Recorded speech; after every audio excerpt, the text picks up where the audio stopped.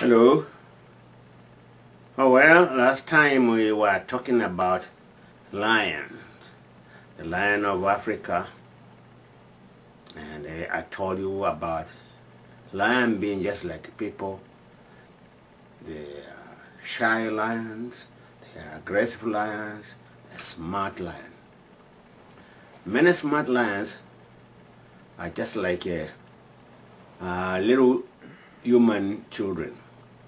When you come close to them, they close their eyes and then they crawl fast away from the way. Or they will just close their eye and go bam bam bam their tail. You know, they think you can't see them now. My son used to do that. He would be taking a bath. See someone comes, he would say, "Okay, now you can pass now, because now you can't see me." That state used to do that. And the lion knew that. They close their eyes thinking, now you cannot see them at all. Then they go run into the bush. Well, this lion, last time where was the lion? It was on top of the bull. You know, many people had come there, some German, some Nyamwezi from the central part of Tanzania, which was Tanganyika then, and my father there. Those Nyamwezi were sharp shooters. They were good. We called them soldier animal. Soldier Mr. Animal. Askari Bwana Nyama. And they were good. And they were brave men. That was their job. And those were actually elephant hunters. But they came for that lion. So that night, when they heard the cry of the distress of the bull, they all flashed their lights there. Guess what? The lion, fully seen, on top of the bull. He jumped off, pew, immediately, pew, disappeared. So they waited all night. He didn't come. The following day, they put the bull there. He didn't come. Third day, they decided, maybe he'll come for a goat or a sheep. Never came. So they put a calf there. The calf was crying all the time, "Ah, ah," for his mom. And maybe scared too, I don't know. I guess they get scared just like us, scared of the boogeyman. Well, he didn't come. You know, funny enough, they are leopards. There are also hyenas, the big ones and the regular ones. They never came either. I'm sure that lion must be around there. And when they saw that lion, they will never come close. Because the calf was safe. I guess he was protecting his supper when the right time comes. Well, because people left, they all left. My father said, I'm going to go after it myself. Now, there was an old man his age, his name is Tani. Tani, you guys, those who know, grew up where I grew up, you know Tani. He took care of the cattle. Mirisho Sarajija, you know Tani. And Elia, you remember Tani? Yeah, that's him I'm talking about. The old man who took care of cattle for the trapeze. Okay. Now, before my father left to go hunting for that lion, suddenly here comes Tani, Mzee Tani. We say Mzee meaning Mr. For a referential word.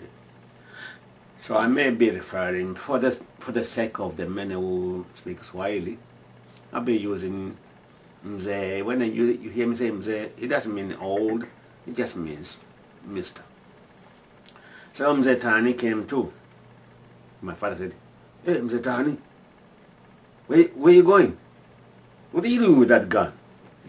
You don't shoot." He said, "Oh yeah, I can shoot. Do you think you are the only sharpshooter? Huh? I can shoot too." Said, "Okay, where are you going though?" "I know you are going to go after that lion." Said, "Oh no, you're not coming with me." "Yes, I am." Finally, they left together. And we were waiting. We never seen Mr. Tani hunting, and we knew what happened to people who don't know and never gone hunting. They are waiting to hear what happened. Well, they went. They got to Olkuresi, and that's near Mamela Lakes. On those hills, suddenly, here's that lion. There were a lot of bushes in those days, not like you see nowadays, it's kind of dry. And he came full swing towards them. My father ran.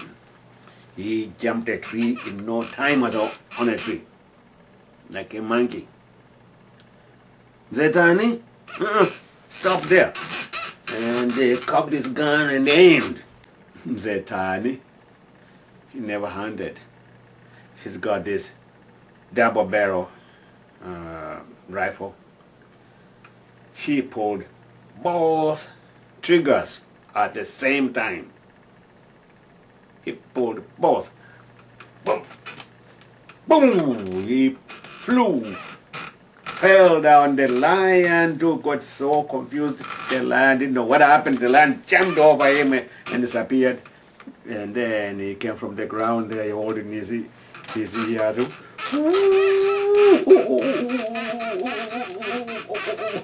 My father was telling us. He comes towards the tree where my father was now. I say, "Was he running towards the tree now? The lion is gone." And he was laughing too. He couldn't hear for a few hours. And I didn't know you don't pull both at the same time. I said, "You don't pull both at the same time?" He said, "No, you don't. Put one at a time." This guy did not know. And it was too much power that knocked him. It was pretty funny. That's what I meant. We had many stories about people who never went hunting before, and then now they are going for the first time. They always make so much blood that you would have to grow up there and live with those people hunting all the time and hear those stories about someone who doesn't know how to hunt, man. Yeah. I get, some of you live in the city will get something out of it, I hope. Well, my father kept on telling that story, I guess, and Tani heard about it and he became furious. So another day when they were just Tani and my father, the two alone, and they were watching our trappers cattle, that lion came at night. And he went around the cows who were restless. They knew, oh, something's out there. Then the lion goes like this. So they can smell his armpits. Oh, the cow goes nuts when they smell lion like that. They broke the corral. They always do. And then the lion just goes around and catch the weaker one who couldn't run fast enough. And now he was under the cow. When they came, he's chewing on the cow. And he's under the cow. When he saw them coming, he just threw the cow at him. And he said, "Oh, mister, let's live with the animals with each other." So there's that saying today in my family. They say, "Oh, let the animals with each other." Whenever something becomes too tough, you hear someone says, "Why don't you let the animals and animal eat each other?" Well, that was the end of that day with that lion. Now people were more determined. My father was more determined, but he's all alone. And nobody else wanted to hunt that lion. But the lion waited for quite a while, then he came back with the vengeance. He would take it, a goat, whoop, it's gone. And then a calf, it's gone. And if Halim throw it at you. So my father sent a cry and the ropes and the cry, and some other German had come to visit Tanganyika. They all came that day. We all gathered there. We saw them. There were a lot of people. And a lot of those in Nyamwezi were soldier Mr. Animal Askari Bwana Nyama. They all piled up. They went. Now, this Nyamwezi, Mr. Trape, my father, and all those people came. They started going down. You know, we lived on a hill. They started going down, overlooking the valley. There's a huge valley there. And by this valley, on this side here, there's a mountain there. And the middle there, straight, as far as you can see, the middle there, big forest, and yonder there's the mountain meadow. We, standing from this end here, could see the bush, big bushes, and occasionally we could see that lion, and then it would disappear into those bushes. We wished we could shout at them. I think some of them were shouting, saying, "There he is! There he is!" But those people were far in the valley. They couldn't hear. They could not hear us. But then, as they went, it's like the lion knew. The lion knew they were there, and they could have disappeared. But I think he had had enough. You know, he's a kind of lion you will salute because he was quite a lion.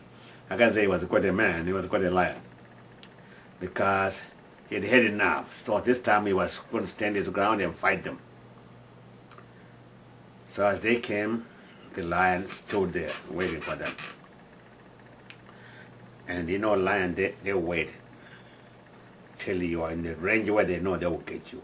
No matter what, they will get you. Even if some people shoot him, one or two of you are going to be dead. So now, as soon as he knew now they were within range, he came from the bush where he was. He just came full swing towards them. They tried to shoot, but he was coming like a bullet. Anyway, he was aiming at my father and Mr. Trappy. He wanted those two out of the way. He was determined even if he dies with those out of the way. So he came. Tell you what. You tell me